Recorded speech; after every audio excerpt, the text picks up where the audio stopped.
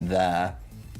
Well, let's go ahead and take a closer look at Luke Iuele and his accomplishments because, as we stated before, he was a Players' Cup 4 top 8 player, and he also has a number of other accomplishments under his belt for the year 2019 and 2020. But it was the team that you were pointing out, Adam, as some really interesting choices that we haven't seen in a while. Obviously, Colossal has been able to make a ton of waves, but that Togekiss and that Dragapult are really what catch my attention here. Well, the Colossal, whenever it's available to be played, I think a lot of people know exactly how it works, and I think a lot of players are really keen to see if they can run that perfectly optimized, perfectly executed Colossal team every time it comes up.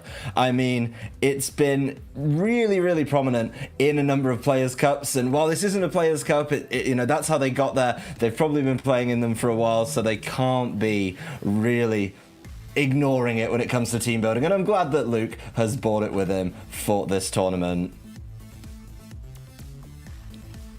Yeah, absolutely. I think there are a couple of different ways that Colossal can get set up, right? Not only do you have the Dragapult, which typically is running a move like Surf, but you also have the Urshifu Rapid Strike there that is known for the most part for running an Aqua Jet to be able to priority proc the Steam Engine and the weakness policy that could be there. But let's go ahead and take a look at our other player that is performing in this Winners Round 1 match. It is Enrique Grimaldo from the United States, and he's got a number of accomplishments as well. Very decorated player in the last couple of years, but a lot of familiar faces when it comes to his team.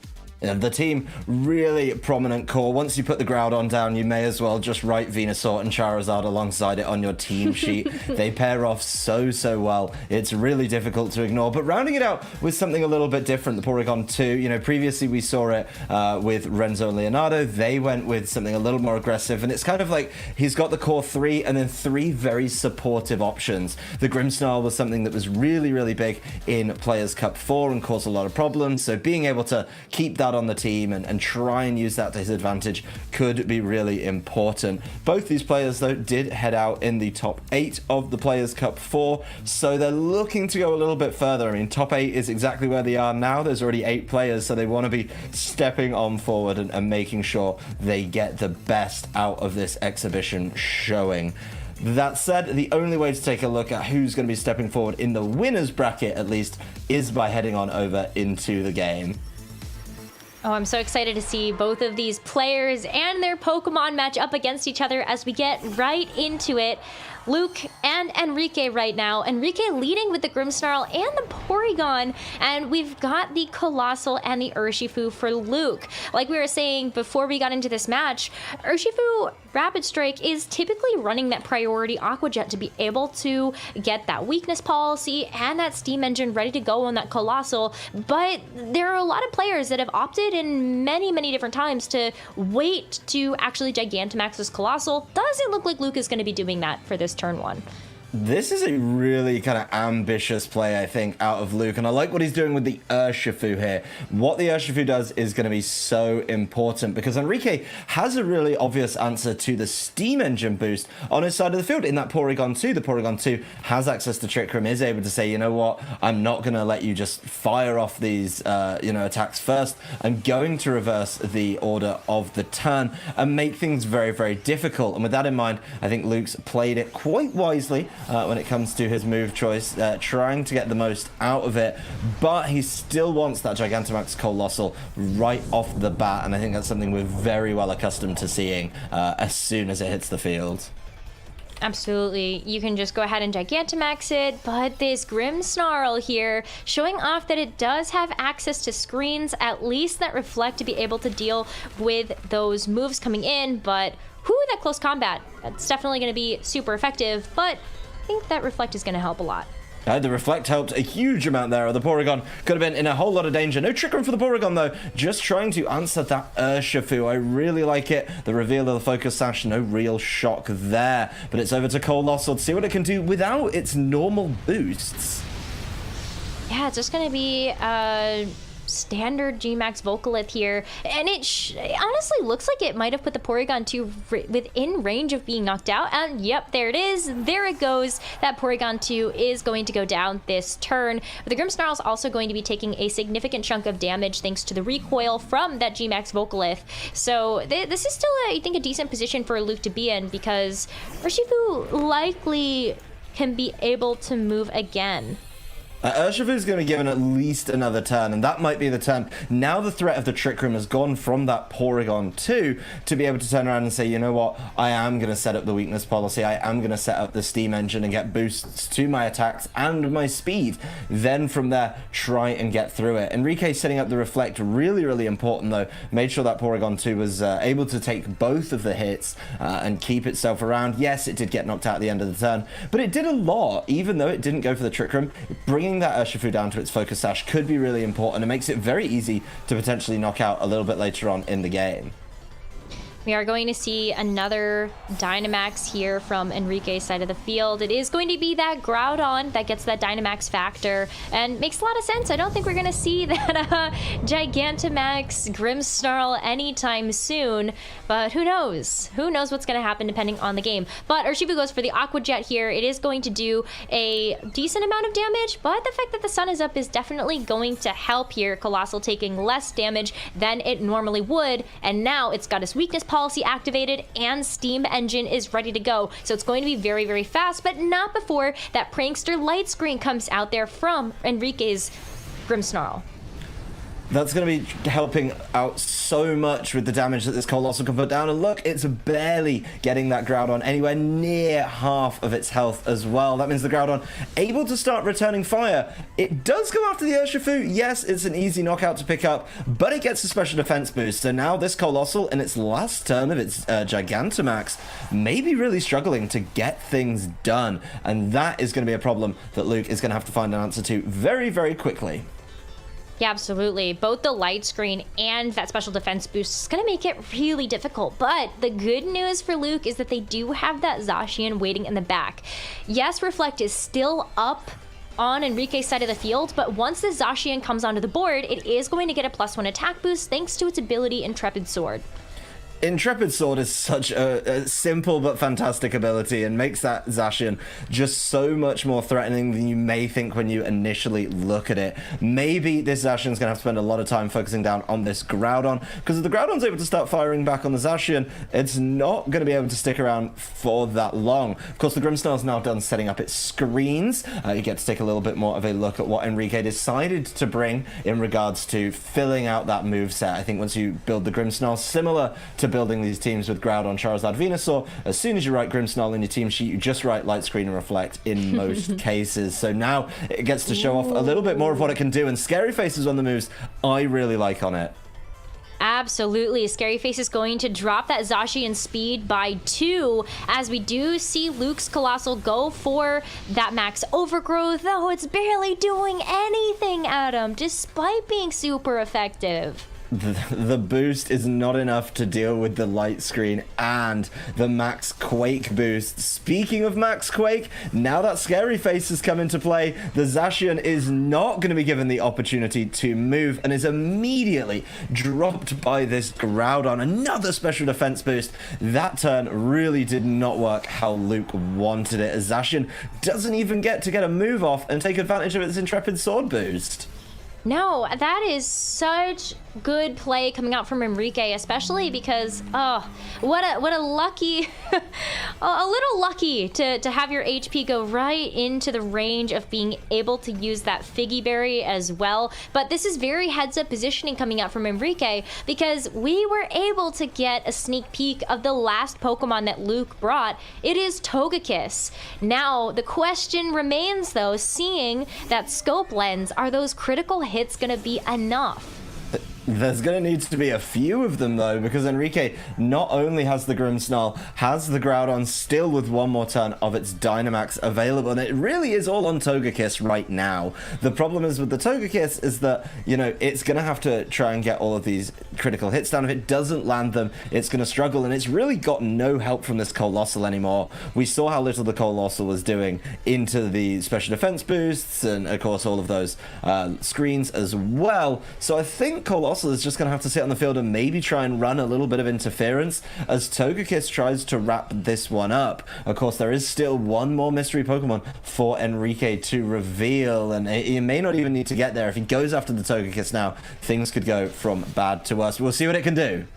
Ooh, Grimmsnarl is going to be knocked out here with that critical hit coming in from actually both Pokemon.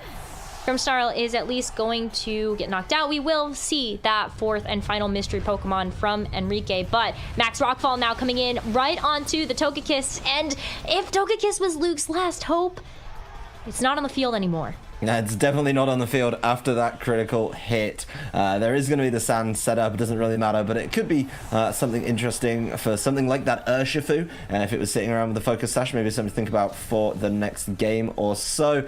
But the Groudon is sitting so comfortably behind those screens with all those boosts, just saying, you know what, I'm not worried at all about this Colossal. And this game has been so tough for Luke to really try and get a foothold in. There is the reveal of the final Pokemon, the Charizard, of course, pairs up very nicely with the Groudon. Doesn't have the sun, but it's something that Enrique was thinking about maybe for later. Dynamax is over, but I do not see a world where this Colossal, you know, the only spread attack it has is this Heat Wave, and the Charizard isn't going to be too worried about that. So a lot to go on here. Colossal does get to move first. We'll see how much it is able to land, and just not enough, I think, is the correct answer there.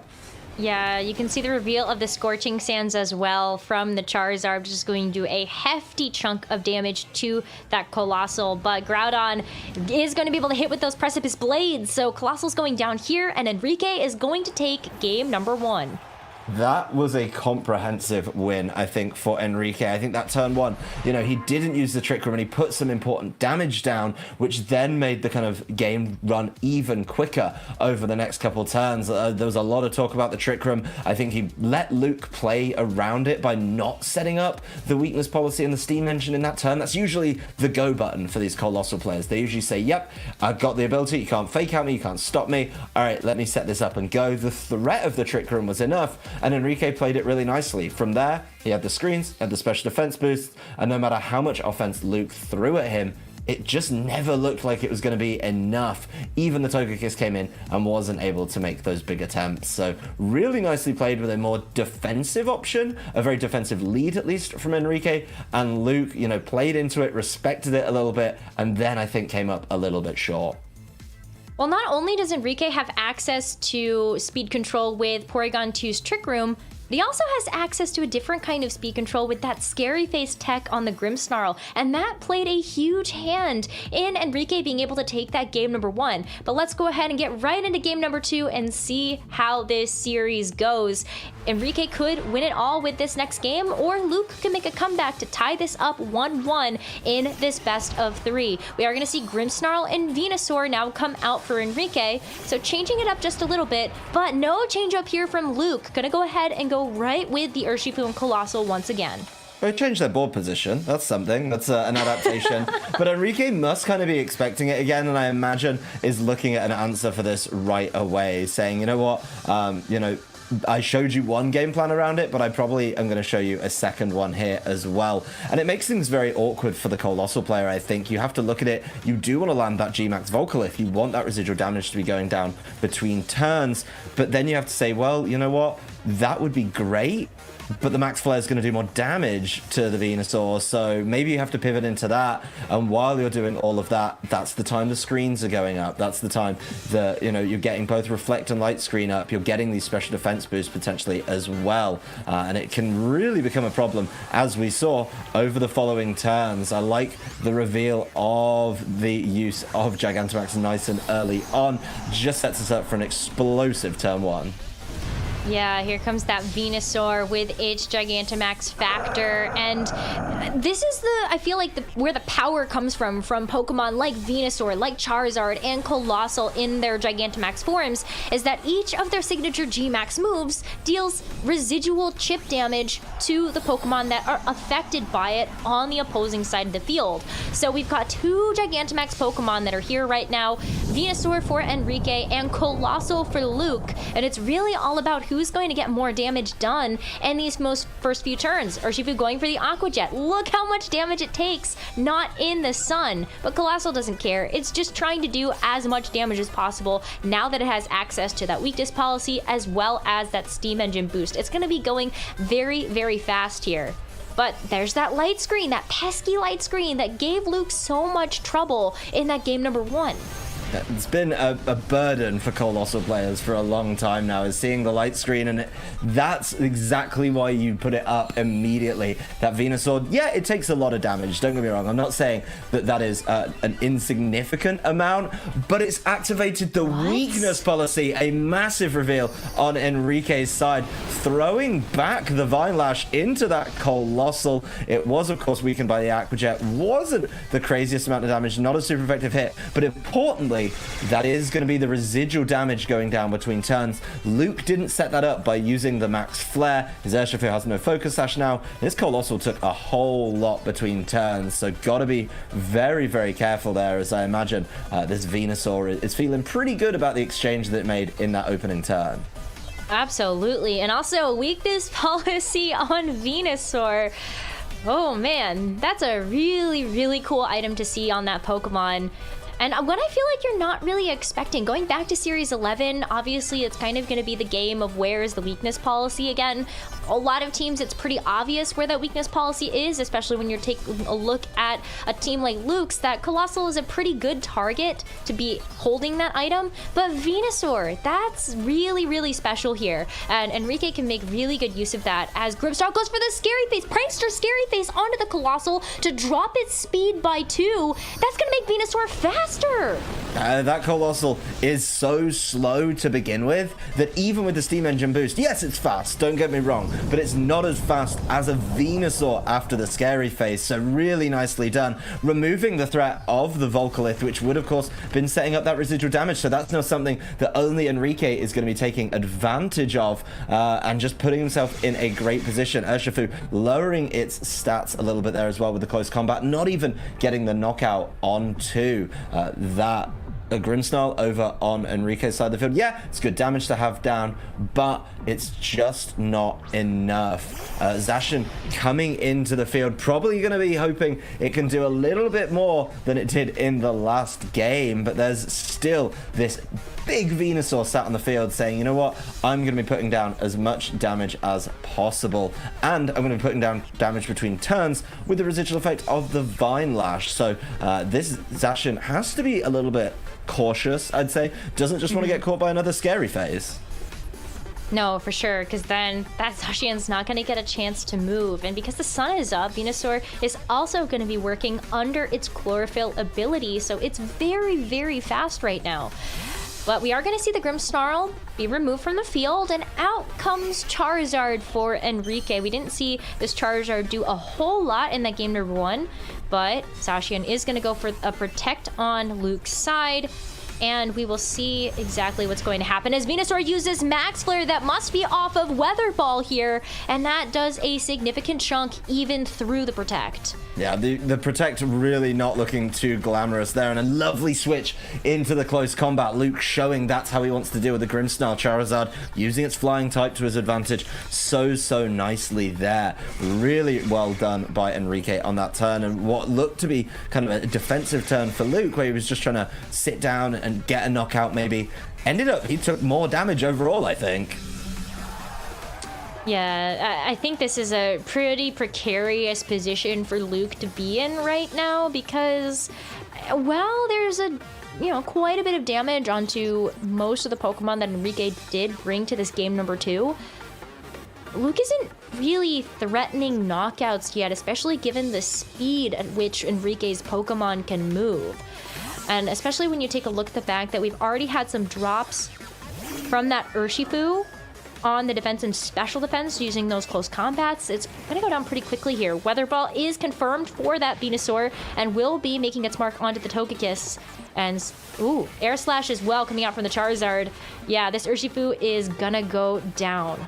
There's nothing that Urshifu can do for the rest of the game. Those close combats, as you said, making it so easy to knock out. And I think Charizard, anyway, just having enough power to do it. The Togekiss switch in wasn't safe. The confirmation of Weather Ball, you know, maybe good in game one, but now it's just a little bit too late. And Luke really getting punished, actually, for setting up the Sun early on in the game. Yes, he probably wanted it for himself to try and deal some damage, but the Venusaur on Enrique's side has just been able to do so much with that, and use of that chlorophyll has just been so impactful. The Sun is still going to be a problem. The Weather Ball is still going to be a problem. I mean, the Zacian really not in a great position to try and fight this one back, I think. And as there's still, once again, same problem that comes as we saw in game number 1.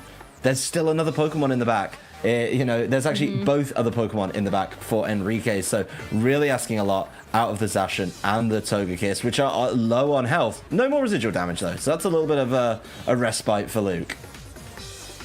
Yeah, in this position, you're really just hoping that your Pokemon can survive if you're Luke, and then maybe the Sun's gonna run out, but Togekiss is going to use Follow Me here, hopefully draw some of the attention and focus fire away from that Zacian. Will be taking a Weather Ball from Enrique's Venusaur, and we saw how much damage that did last turn. It is going to be enough to knock out Luke's Togekiss, but this is where it all comes down to. Zacian's gonna use the Behemoth Blade, but is it gonna be enough? It will be able to go into the Charizard and take it out, but that still leaves Venusaur and multiple other Pokemon that Enrique has. That's one of the problems, I think, with the Zacian. Yeah, the Sunlight's gone, so you're not going to get Weather Balled anymore, but there's still 2 more Pokemon to work through, and Zacian can really only deal with 1 at a time. The Sun's just left, and if Enrique has access to his Groudon, which there it is, there's the confirmation for you at home. There's the Sun, right back up. Venusaur's got Chlorophyll again. Venusaur's got access to the Weather Ball that's going to be doing the perfect type of damage to deal with this Zacian. And single targeting. You're just not going to be able to get through everything over on Enrique's side. Luke, though, making sure he tries to see how he can do by staying in for this last turn. Congratulations to Enrique for taking that 2-0 victory over Luke, but Luke's not done yet. We are